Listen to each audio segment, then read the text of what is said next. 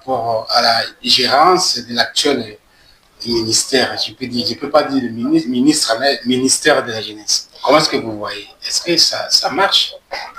Bon, tout au début, je dirais oui, ça marche, parce que nul n'est né ministre. Parce qu'en me parlant du ministère de la Jeunesse, je vous connais, monsieur le journaliste, vous voulez directement me parler de la ministre que je respecte beaucoup, son Excellence, la ministre Grace Mikoutchouno. Je voulais juste que vous... Je sais, je vous connais. Je vous connais, monsieur le journaliste. Est-ce que... Non, jusque-là, ça marche bien. Jusque-là, ça marche. On a fait un peu, qu'est-ce qu'on dit, on a étudié, on a fait cette analyse. La ministre qui vient de passer, la ministre actuelle, vous sentez pour moi, celle-ci, elle est active. Hein? Elle est active. Elle est en train de mettre à la disposition de jeunes des opportunités.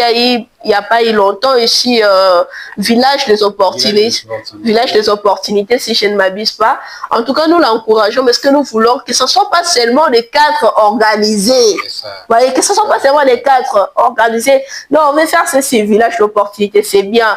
Oh, on a reçu tel projet avec, parce que dernièrement, je vis, il y avait un projet avec un réseau, je ne sais pas trop. Tel projet, c'est bien. Mais maintenant, il faut que ces projets-là profitent à la jeunesse. Vous voyez, il faut que ces projets...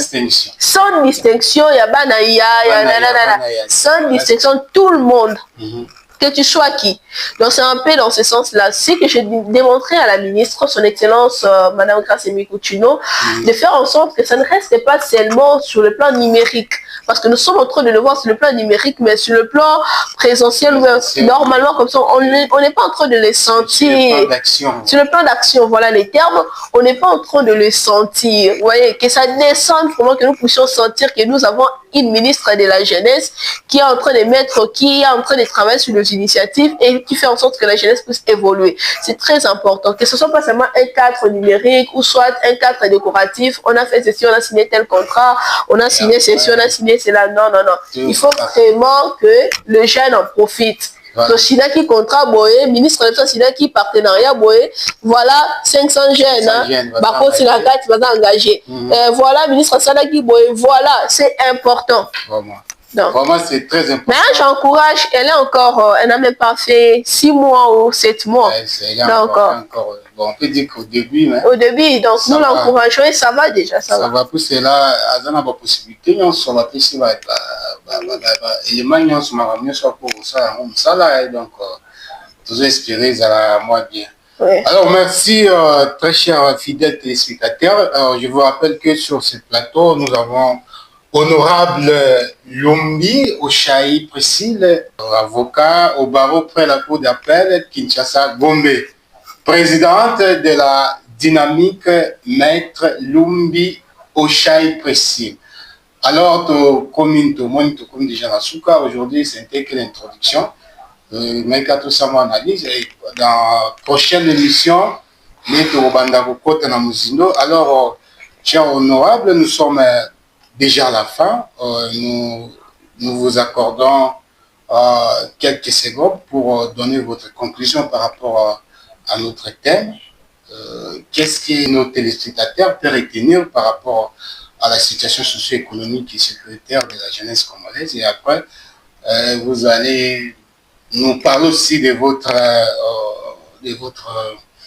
initiative, on peut dire, dynamique, votre structure. Vous allez parler, vous allez aussi donner votre contact, comment est-ce qu'on peut vous trouver, et afin de clôturer notre émission. Vous avez la parole. Ok, merci beaucoup, monsieur le journaliste. Je pense très bien que nous venons de développer ces merveilleux thèmes, hein? La situation socio-économique et sécuritaire de la jeunesse. Malheureusement, pour nous, nous avons seulement touché les points socio-économiques. Sécuritaire, nous n'avons pas touché. Je pense que même prochainement, si je serai la bienvenue, je vais en parler. Non, on va parler de ça. Vous êtes bon, ça, c'est les débuts, de votre présence sur ce plateau. Donc, c'est les commencements. Je sais qu'avec le temps, on va toujours évoluer dans tout. D'accord. Et si vous voulez aussi aborder, il n'y a pas de problème. Hein. Si vous voulez aborder, si vous avez encore du temps, vous avez quelques temps où vous pouvez aussi aborder ça.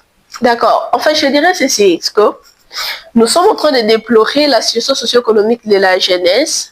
Jusque-là, pourquoi? Parce que les jeunes souffrent. Il n'y a pas de travail, il n'y a pas d'opportunité, tout ça. Parce que l'État n'est pas en train d'assurer vraiment son rôle de l'État providence. Vous voyez, quand on parle de service public de l'État, il y a 3 fonctions de l'État, vous voyez. Mais je parle plus du côté l'État-providence. Donc l'État jusque-là n'est pas en train d'assurer pour la jeunesse réellement cette fonction-là de l'État-providence. Donc un État qui pourvoit, un État qui répond aux besoins de sa population. Donc c'est un peu dans ce cadre-là. Alors là, j'appelle aux autorités compétentes de pouvoir travailler sur ce point-là parce que nous, la jeunesse, nous voudrons être épanouis. Parce qu'une fois la jeunesse est épanouie, l'État aussi, les pays aussi est épanoui, en fait, le pays va très bien marcher. Donc, c'est ça. Mais je lance aussi un appel à la jeunesse. Le jeune, vous n'avez pas seulement à entendre l'État. Non.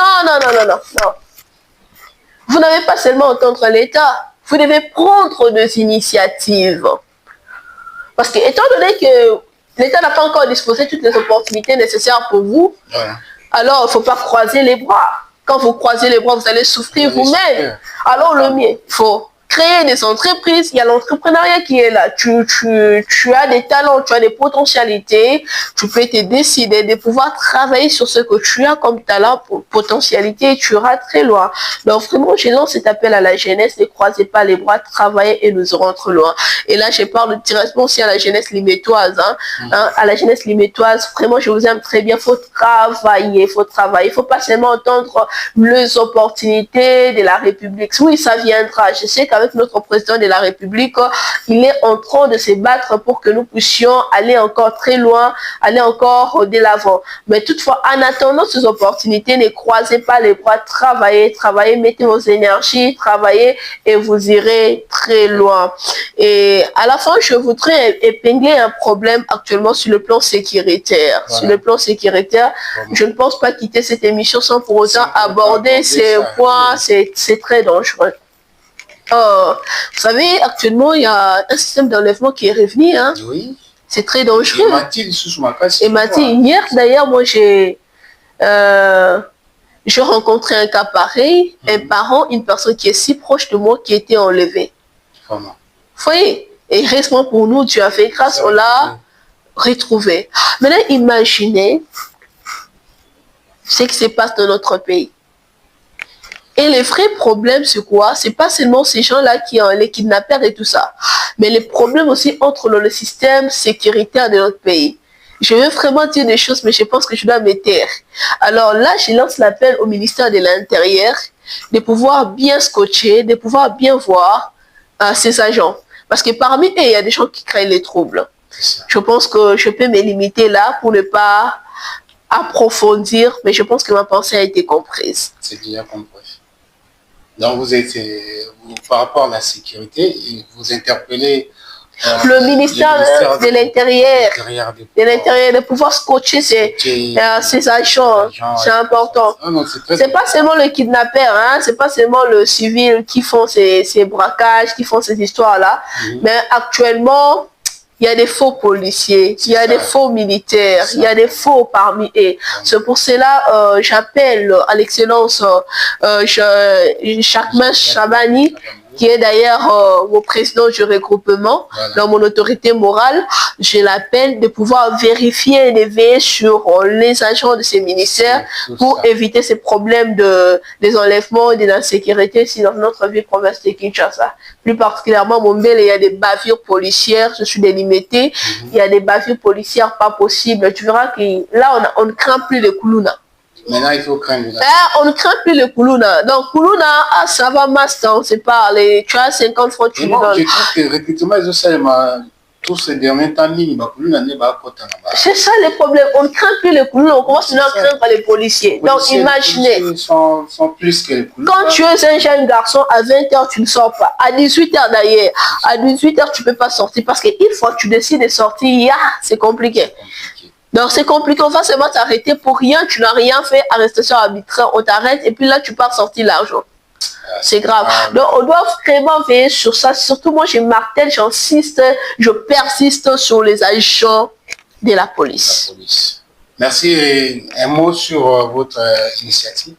Merci beaucoup. En fait, je suis présidente de ma dynamique, la dynamique Maître Lumbio Priscille, une structure qui œuvre sur le développement de la jeunesse, dans les cadres éducationnels, dans les cadres environnementaux, et nous travaillons sur beaucoup de projets, Je pense que si possible, je peux vous envoyer aussi des images de nos descentes, de nos activités pour que vous puissiez aussi les mettre et que nos téléspectateurs, vos téléspectateurs puissent le suivre et voir ce que nous sommes en train de, ce que nous faisons et ce que nous sommes. Donc, la structure d'Emlob, c'est une structure qui œuvre dans les développements de la jeunesse, comme je viens de le dire. Donc, nous organisons des formations de jeunes dans divers secteurs, dans divers secteurs. Actuellement, on est en train de travailler sur un projet job d'étudiants. Donc, quel est ce projet? C'est un projet, en fait, que nous sommes en train de préparer les élèves à la vie professionnelle.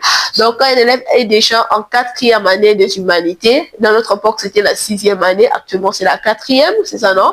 Quand un élève est déjà à la fin, et avant de sortir, on organise des ateliers pour l'enseigner comment est-ce qu'il peut écrire un CV, comment est-ce qu'il peut affronter la vie professionnelle, comment saisir les opportunités, comment créer sa propre entreprise. Ça permet qu'une fois fini les études, cet élève-là soit actif. Vous voyez, donc c'est un peu dans ce contexte-là. Et là, j'appelle tous les Limetois, plus particulièrement, d'adhérer à ces projets.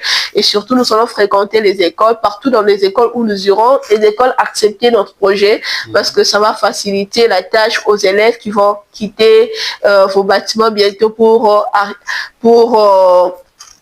accéder à la vie professionnelle ou soit à la vie universitaire. Mais dans cet parcours-là ou dans ces temps-là, ils doivent quand même apprendre ce qu'ils doivent faire, parce que la vie professionnelle ou la vie séculaire, c'est pas quelque chose de facile. Alors, merci beaucoup, cher honorable. Nous vous remercions pour votre présence sur ce plateau. Je sais que prochainement, vous allez encore magnoler encore beaucoup de choses sur il y a plein la de jeunesse. Avec Malobana Bino, les tirs comme à à l'État, peut-être nous posons honorable. Parfois, bakozinabi soit moi Yawana, puis Voana pour la posunga ilenge na mboka na biso. Vraiment, merci encore une fois de plus. On a ko ndima koya na plateau ezala ya malazuka teka ezala wala ya mbo ya kobanda kasi. Ça a été un plaisir, en tout cas. Je pense que prochainement, moi-même je viendrai, parce que c'est déjà ma maison, je viendrai et je vous souhaite le meilleur, aller de l'avant et que ces projets, ces plateaux de la jeunesse atteignent toute la jeunesse, parce que la jeunesse a besoin d'être écoutée, d'être entendue. Alors je crois qu'à travers ces plateaux, il y aura vraiment de jeunes qui seront écoutés et il y aura des réponses adéquates par rapport à toutes nos attentes. Ok, merci. Alors, fidèles téléspectateurs, nous sommes à la fin de liker et partager. Surtout, abonnez-vous sur nos chaînes, dans les réseaux sociaux, pour ne rien manquer de celui-ci, émission de l'autre. Tani, la émission Yassima. Merci, émission ici. Merci beaucoup. Okay.